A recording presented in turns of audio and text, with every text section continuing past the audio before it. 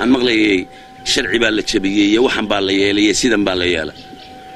sharciga aniga tusaya inaan Cabdikariin kala hadlo nabadgelyada iyo horumarka ummadda ee diidaya inaan Maxamed Cumar Carte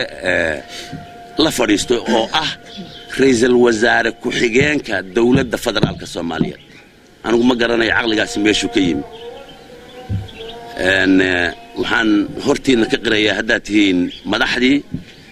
iyo dadkii reer Puntland hawsha meelaha lala maraya wax allaaliya wax ka jira inaanay jirin waa xaaraan weeye waa wixii madaxda lagu eedayn jiray eedaasna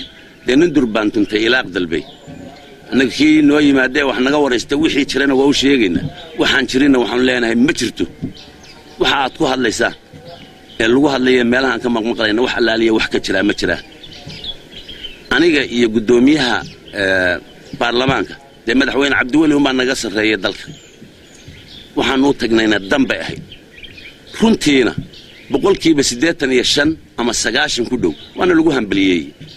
inta yara hadlaysana waxaan leenahay hadii aad doonaysaan inaan idin qancinno soo hor fadhiista annaga idin qancinayna waxaan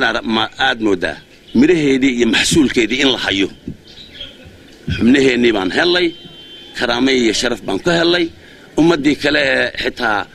qaarkood qatanaayeen xubnaha loo kordhiyay baa haddaan Puntland meesha maraynin waxba maanaan heleen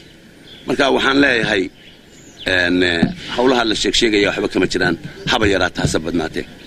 waxaan ilaahay uga mahad celinaynaa intii aanu maqlayn roobka daay sidii gudoomiyuhu hadeer u sheegayay